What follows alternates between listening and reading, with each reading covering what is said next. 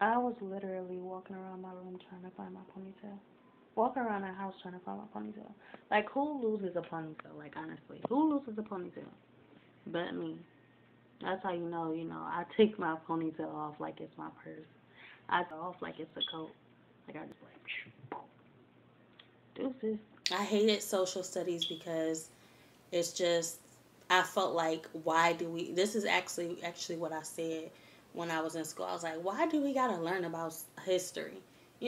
His story, that's your story. That's not my story. So I was always, I had already programmed myself to let go of the past and live my life. Your past will not be my future. And I was so headstrong with that. That's why I didn't really like social studies. So I just kind of set that in my mind. So yeah, that kind of backfired me because I did have to go to um, an after school program because I was missing credits in social studies. Sometimes we're put in that position where we just gotta do it. No matter how we feel about it. Personally, we are so passion driven about how we feel. I was so stubborn. I was so hard headed. I'm like, no, I am not y'all not about to fill my mind with that BS about y'all past because that's y'all past. It's not my past and I'm not going to be affected by it. But once I kind of open my mind up, letting that go, okay, I set my pride aside. It is what it is. I set my ego to the side. All right, let me get this done. Let me kind of, shift my focus, open my mind up, and, see if I'm interested to it. Then it's like, it becomes easy because now you looking at it in your perspective, even though it's not your story, even though it didn't happen to you, even though you feel like it's not relevant, eventually it becomes relevant because you opened your mind to it and now you can kind of take it in a way. It became fascinating to me, learning about everything. So like I said, I passed through that course with flying colors. They just didn't know why. I'm like, why is you here? Well, I didn't open my mind to, this. But now that I have, boom, you know, it was not hard at all. It was really, really easy. Um so yeah.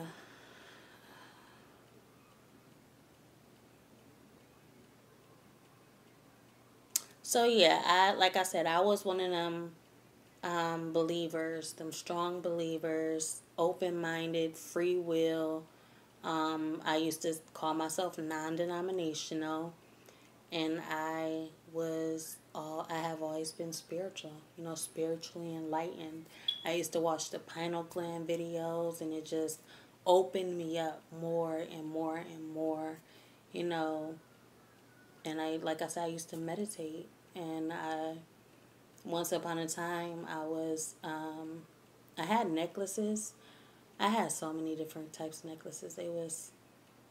It's like the one necklace that I loved the most. It looked like it looked like a little, um, oh, it was a dragon's claw, and it was holding this ball, and it was blue. I really, really liked it. But then, like I said, I become too attached to material things to where I kind of lose my sight of my belief system. It starts going to the material, and all of me starts to kind of, you know, become. I begin to identify myself with the material things, the accessories and stuff like that. So then I have to, wean myself off or wean myself away from the stuff because it just it starts to give me some type of, I don't know why I just get so connected to where I feel like I just can't even take it off. And if I do, I lose a piece of myself. That's how attached I get to these things. And that is, like I said, that's why a lot of the times I find myself throwing them away. So I definitely believe in spirits. I believe in vibrations, energies. I believe in all of it. Um, But like, and that's with my experiences with these things and whatnot is a big, is why a little bit, but I always had that faith in me regardless of what I seen or what I felt. I always just had it in me, to just, that connection, that bond, you know, spiritually has always just been with me, and everything else was just like icing on the cake. And I'm just like, that kid that's receiving all of this candy, like, that's how it was towards spirituality. Anything that came with being spiritual, I'm just like, I got all of this candy, this is all mine. That's the type of person I was. I looked into it, I read into it, and eventually I started writing about it. It was inspiring. So yeah. So what so I don't know. It's this chapter in the Bible is just, it speaks a lot to me. It's called Ecclesiastes. I don't know how to say this word. But much study wearies the body. So I feel like we're not meant to study for long periods of times. I don't even feel like we're meant to read, honestly. I don't even think we're meant to read. And I feel like we're reading and all of this extra is just taken away from that energy. Okay, so that's what I was talking about. I was talking about our potential. So I feel like our potential is more so of, like I said, well, basically meditation and stuff like that. Being one in the moment, experiencing life, being still, stillness speaks. Like I said, those books and stuff. I feel like that's really how we're supposed to be living. So instead of living it, what can we do? We write about it because it's never going to happen. So we might as well put our thoughts down there and lay them to rest. And that's why a lot of people read the Bible, or they write down their dreams, because guess what? We're never going to be able to actually live our dreams. We write down all of our beliefs out. We get it out of our mind. And once it's out of our mind, now we can carry on with life because it's not going to happen anyway. So that was a part of mine. Mine was, we had this ability, we have this ability, we have the potential to do more but we have become limited by certain things. Like I said, we're not supposed to be reading, we're not supposed to do none of this, and that actually interferes with our spirit. Our spirit becomes weary and dreary, and it becomes, weighed down, gravitated. Our spirit becomes weak because we're not supposed to, we're wearing it out. We're wearing our spirit out.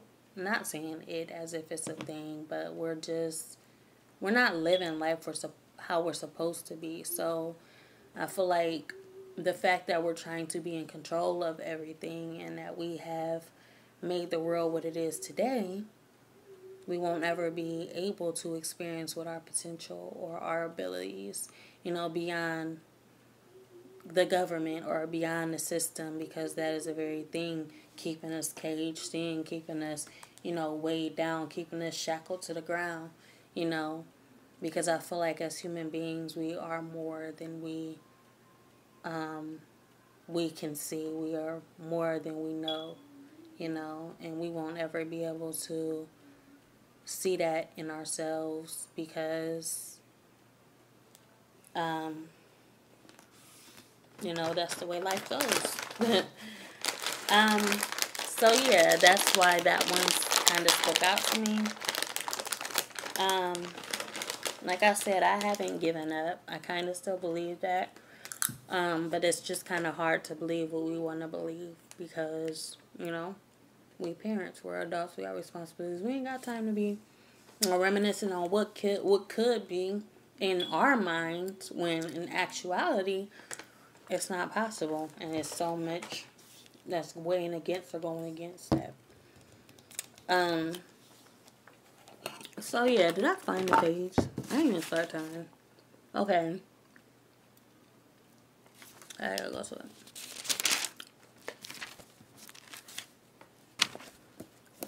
I don't know what page it is.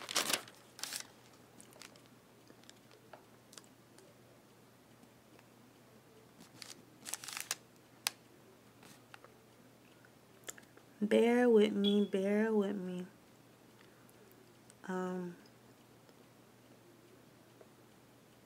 I don't see it in this book.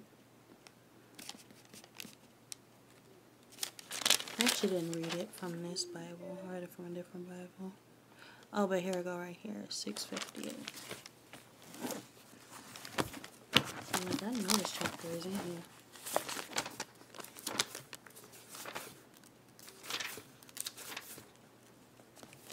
So this was 12:12.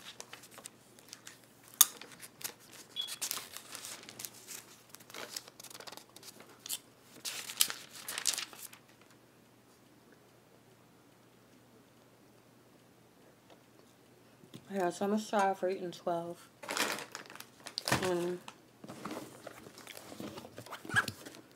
Remember your Creator in the days of your youth, before the days of trouble come and the years approach, when you will say, I find no pleasure in them, before the sun and the light and the moon and the stars grow dark and the clouds return after the rain, when the keepers of the house tremble and the strong men stoop, when the grinders cease because they are few, and those looking through the windows grow dim, when the doors to the street are closed and the sound of grinding fades, when men rise up at the sound of birds, but all their songs grow faint, when men are afraid of heights and of dangers in the streets, when the almond tree blossoms and the grasshopper drags himself along, and desire no longer is stirred.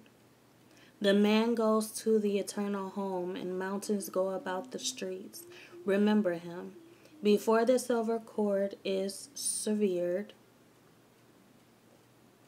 or the golden bowl is broken, before the pitchers is shattered all at the spring, or the wheel broken at the well, and the dust returns to the ground it came from, and the spirit returns to God who gave it.